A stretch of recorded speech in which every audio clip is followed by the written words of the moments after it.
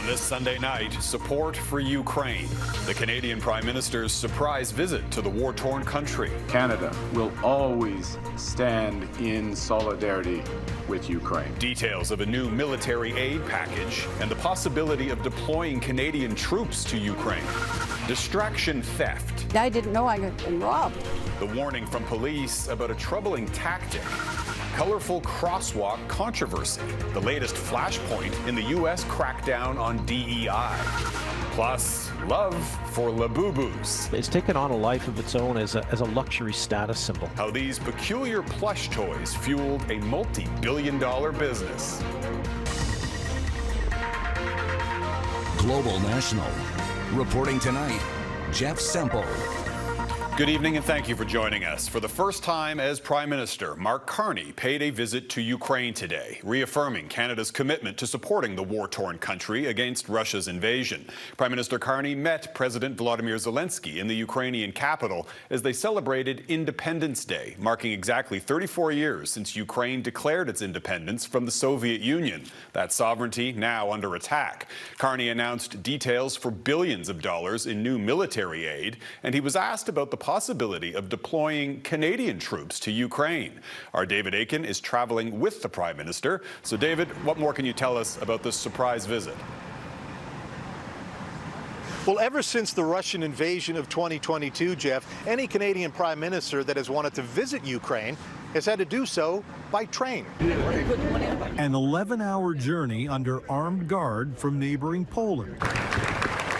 And from there to Kyiv's Sofia Square to join Ukrainian President Volodymyr Zelenskyy to mark Ukraine's Day of Independence from the old USSR. Slava Ukraini!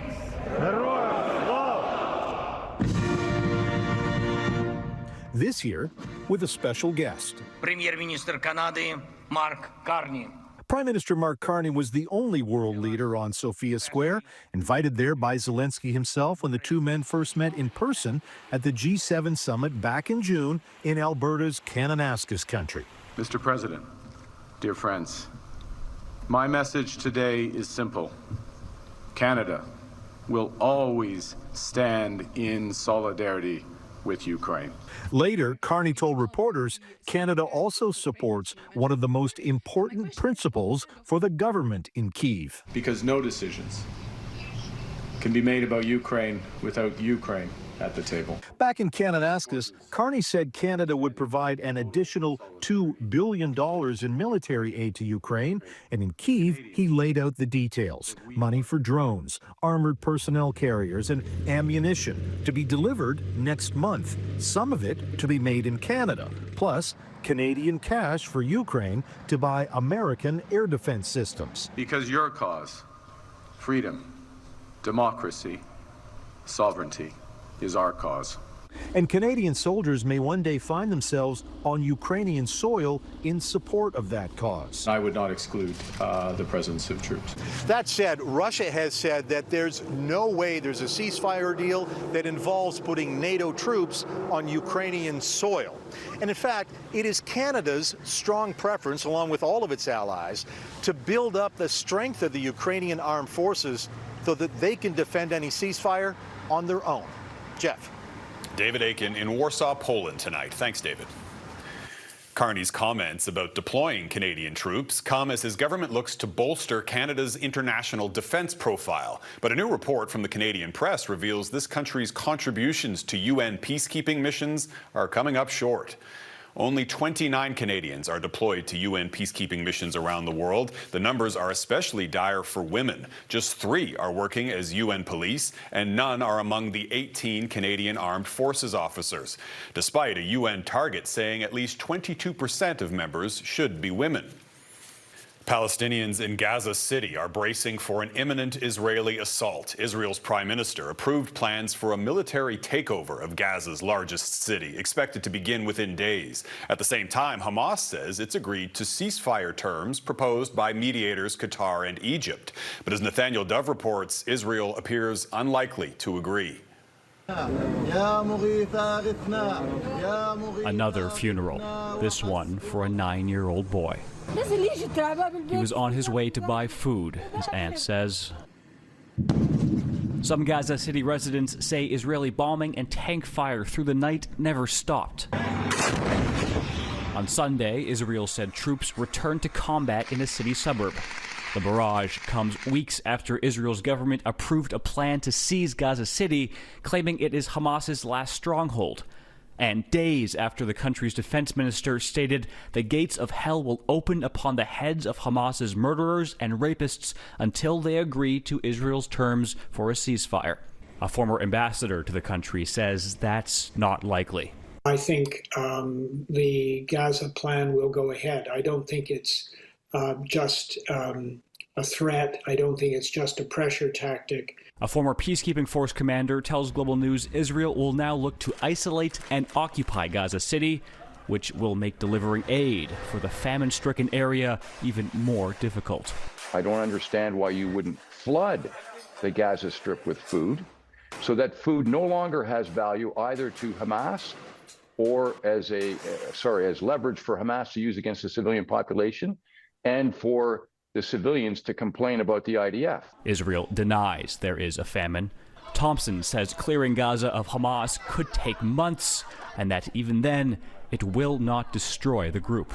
You can kill the terrorists, but you can't kill the idea with the bullet. It has to be killed with another idea. In Tel Aviv, an estimated 500,000 people protested the plan. Allen says battles in Gaza City threaten those held there. The greatest danger, really, to the hostages is an Israeli attack. As well as, of course, the many Palestinians who have nowhere to go. This man says death is more merciful than living in Gaza. Nathaniel Dove, Global News, Toronto. The U.S. president is looking to expand his crackdown on crime. In an extraordinary move, Donald Trump deployed about 2,000 National Guard members to Washington, D.C. earlier this month. Trump says they're needed to fight widespread violent crime in the district. And now the president wants to deploy troops to other cities where he says crime is out of control. But as Candace Cole reports, the stats don't back up the claims. African-American ladies, beautiful ladies, are saying, please, President Trump, come to Chicago.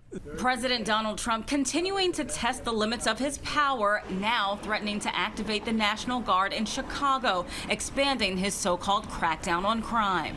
Chicago's a mess. You have an incompetent mayor, grossly incompetent. When we're ready, we'll go in and we'll straighten out Chicago, just like we did D.C.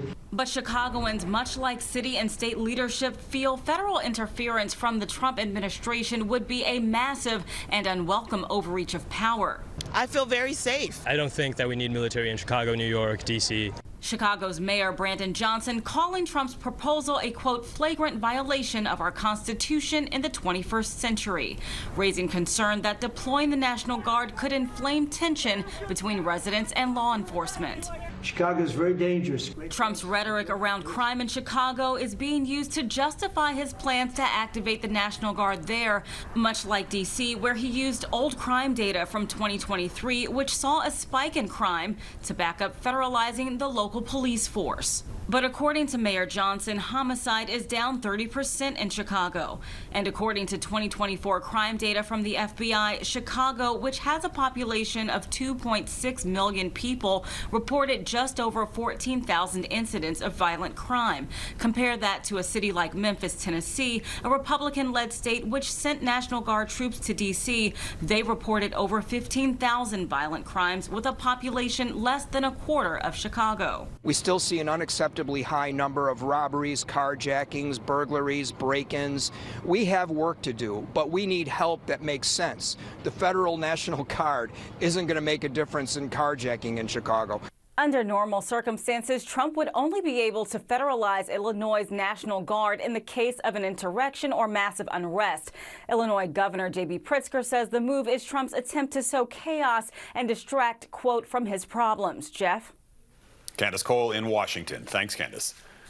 The city of Montreal is under fire after producing a first-of-its-kind framework on diversity, equity, and inclusion. The new plan comes after a spike in reported hate crimes and extremism in Montreal in recent years. The new DEI policy outlines 5 key areas of focus. But as Phil Carpenter reports, community groups are angry over what's notably absent. Montreal's new DEI policy is the city's first. The administration says it will apply to all departments and boroughs, and among other things, provide a framework for improving internal practices in the fight against racism and discrimination. In the document, the city lists a number of priorities, including creating a fair and inclusive administrative culture, guaranteeing urban safety without profiling, and promoting cultural equity. Groups representing racialized populations in the city point out, however, what they see as glaring omissions. It says nothing about hate crimes, hate incidents. It says nothing about extremism. What's also noteworthy, they argue, is the exclusion of the words anti-Semitism and Islamophobia. They list a whole lot of discriminations, including transphobia, lesbophobia, but they omit those two words. All this is particularly troubling, they stress, given the increase in such incidents, from verbal threats to attacks against individuals as well as places of worship and learning. When we see this, it's not isolated incidents. These are patterns of very dangerous behavior. According to Montreal Police, the number of hate crimes on its territory has risen just over 6% from 253 in 2023 to 375 last year. For hate incidents in the same time period, there was a jump from 171 to 202, a hike of 18%. Some group representatives say with this new DEI policy, they feel left out once again. In a way, it's not really surprising because we were never consulted. The groups believe not including certain words is a demonstration of xenophobia, as well as a fear that documenting the words will empower them. It's just like domestic violence, it's just like alcoholism. If you don't name it, you can't face it and you can't solve it. In response, a city spokesperson says the city does maintain its commitment to fighting these forms of hate. The new policy will be debated at Montreal's City Council meeting, which starts Monday. Phil Carpenter, Global News, Montreal. Ottawa's annual Pride Parade was cancelled today after a local pro-Palestinian group blocked the road. The group, called Queers for Palestine, halted the parade and demanded to negotiate with its organizers. Capital Pride, which runs the parade, later issued a statement announcing it had been cancelled. The group, Queers for Palestine, said it issued several demands, including for organizers to commit to a cultural and academic boycott of Israel and to clearly state their solidarity with Palestine on the parade's website. Crosswalks in the crosshairs coming up. Why this memorial to a gay nightclub shooting is being painted over. Plus, devious distraction, a victim's warning about a sneaky tactic used by thieves.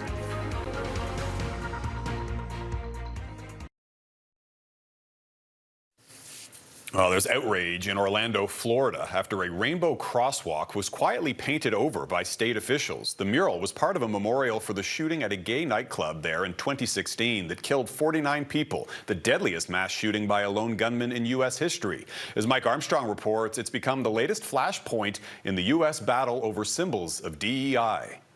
It's just ham-fisted, it's authoritarian, and it's wrong. That was the reaction of Orlando City Commissioner Patty Sheehan to news a rainbow crosswalk had been painted over by the state. The same state that approved it nearly a decade ago, she says, removed it in the dead of night.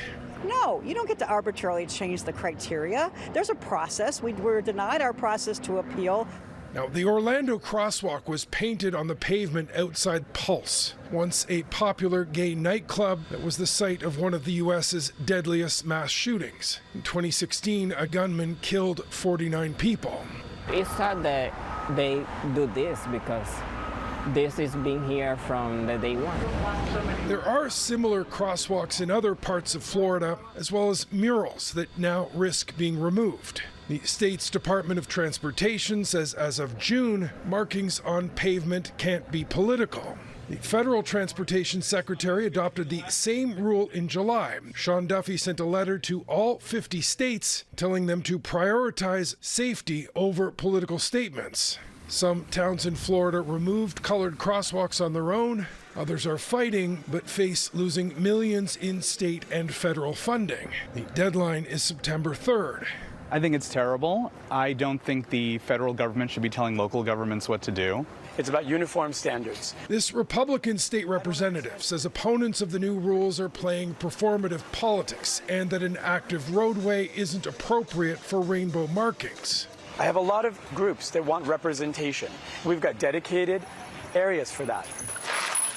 Now, there are studies that show intersections with colorful crosswalks are actually safer. One group in Florida paints roadways outside schools and seniors' residences.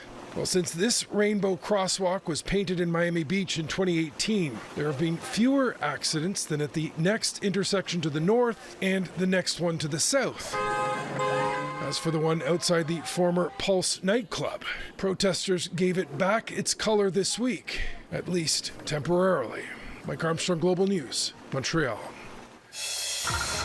Today is gonna be the day that a beloved band makes its long-awaited return to Canada. Details just ahead.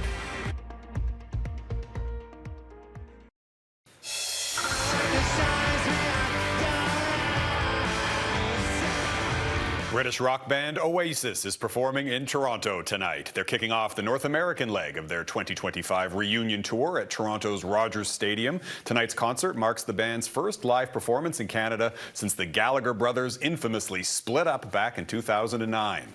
Don't look back in anger. Turning to breaking news now, Canadian golfer Brooke Henderson has just won the CPKC Women's Open in Mississauga, Ontario. The Smiths Falls, Ontario native held off Australia's Minjee Lee by one shot to win the tournament for the second time in her career. Henderson is the most successful Canadian golfer in history, though this is her first LPGA title in more than 2 years.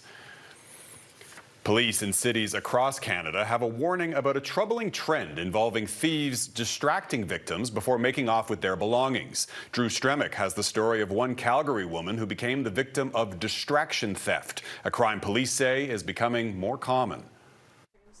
It's a situation this Calgary woman never thought she'd find herself in, but she wants to speak out so others don't fall for it too. I didn't know I had been robbed, and I just felt I felt like a victim. Judith, whose full identity we're protecting, says she's scared of being targeted again by the same group of thieves. She was walking near her home earlier this month when she says a car with 3 people quickly pulled up and began talking to her. The lady on the passenger side said, "Oh, you look so much like my mother." Before she could process the situation, the trio were already out of the vehicle. Before I knew it, he had his hands around my neck with this necklace, and they were distracting me. She handed me a ring, and as soon as he got the necklace, they were off.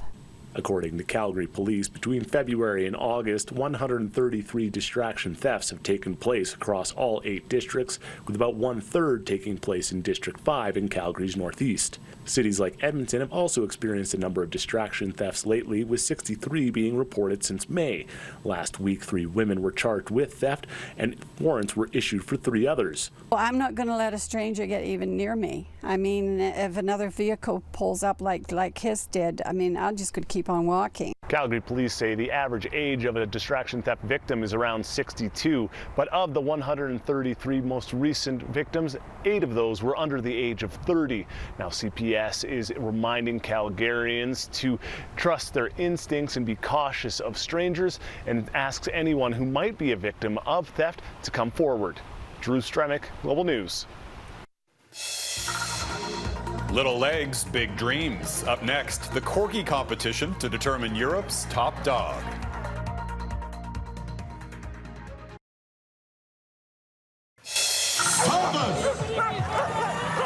There was some fast and furry competition in Lithuania, where the annual Corgi race took place this weekend. 120 Corgis and their owners gathered from across Europe, along with thousands of spectators.